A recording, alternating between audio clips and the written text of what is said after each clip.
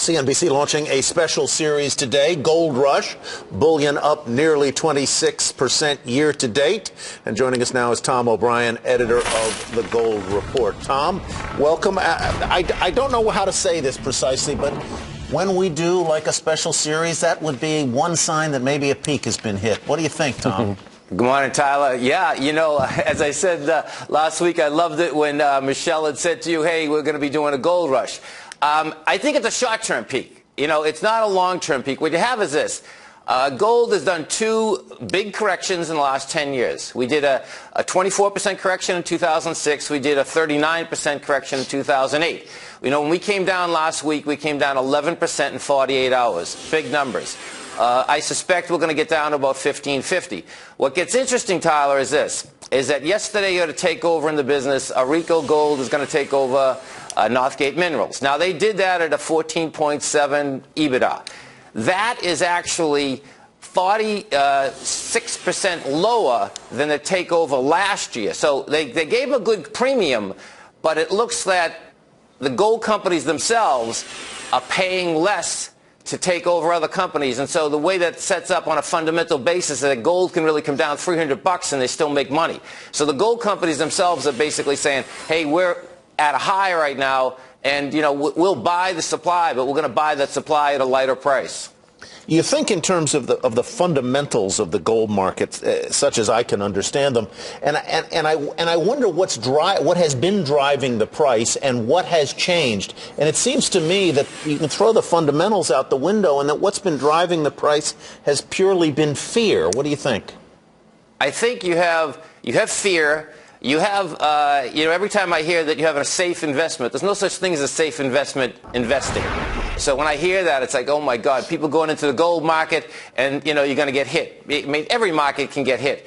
But when I hear that, yes, I think it's a big deal. Valuation-wise, you know, listen, I love gold. I've been gold since 282. But the bottom line is that at $1,900, it doesn't make sense to me, because if you took that and you equate it into buying land or real estate, if you're looking to get into the gold market for hard assets, well, the swap out, there's better assets out there right now. And at 1550, though, you know, I think that's going to be a good floor, and it's going to take about a year and a half to build another floor. We've built 4 floors in 10 years. That's what we've done. And I think we're on the next floor, and more than likely you'll see this go out a year and a half. It will frustrate some people, yeah, but it's good for the market. If you're a bull, it's good for the market. Rich, you want to jump in here? Tom, you know, my back-of-the-envelope calculations say that we're remarkably close to gold being at its real high, comparable to 1980. Because there really hasn't been as much inflation as people expected. Gold has run up, and therefore we're actually remarkably close to the 1980 high on a real basis. 2 questions related to that. Number one, how come nobody's talking about that? And number two, the last time we got to this, we had about 20 years of gold underperforming. Should we worry again about something like that? I don't think we have to worry about 20 years of underperforming. The reason, Richard, is this, is that I agree with you. Listen, you know, when I was a kid, milk, bread, and cigarettes used to cost 98 cents. Now milk, bread, and cigarettes is $15, right? 50 years from now, it's going to be $150. So the value stays in gold. You know, you can go back and forth on that whole deal, but it stays in the longer run. On the shorter run, what we absolutely have is that I think it's overpriced at this point, in correlation to what is going on in the marketplace.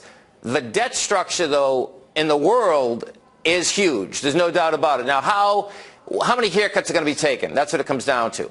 And, you know, when I put all that together, it's just saying that gold is, in fact, an asset. It's an asset that people are going to stay in now, and they're going to basically get rewarded in the future. They're not going to get rewarded as much as they have got rewarded, I suspect, in the last 10 years. But it's a true asset. Tom, thank you. I don't want to linger on this, Rich, but we were talking offline a little bit about why is it that gold is the only major asset that we talk about as, well, it hasn't broken through its inflation-adjusted high. We don't do that for houses. We don't do that for stocks. No, we don't do that for farmland or corn, particularly. No. To be honest with you, is that because we're dissing gold here? Well, I think the real value of gold is kind of a weird argument to begin with. But the reason I bring it up is simply that I think bulls on gold said, well, we're no place close to that 1980 high on a real basis. Now we are, and I'm surprised that people aren't talking about it. Because your gamble is that we're going to it'll underperform for another 20 years. It might. It might. I mean, I don't really know, but I think that's the question that people should be asking. Do you think that Tom's right about the debt issue?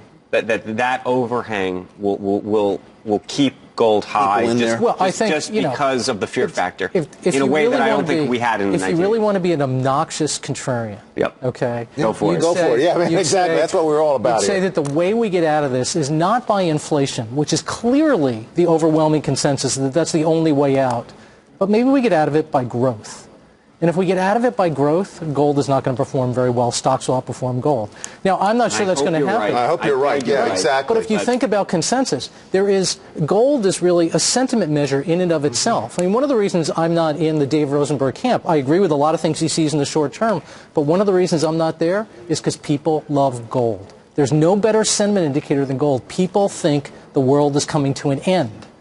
And how can you get that bearish when the consensus is that the world is coming to an end? And as Tom pointed out, that it has intrinsic value. People like it. I mean, that's really what it is. I mean, all peoples like it. Yes, that's right. And it's not, my bond may be worth 20 cents. No, but Joe Kernan would tell you, because we had this conversation about a week ago before we went on vacation, that you could buy a lot of cows. Yeah.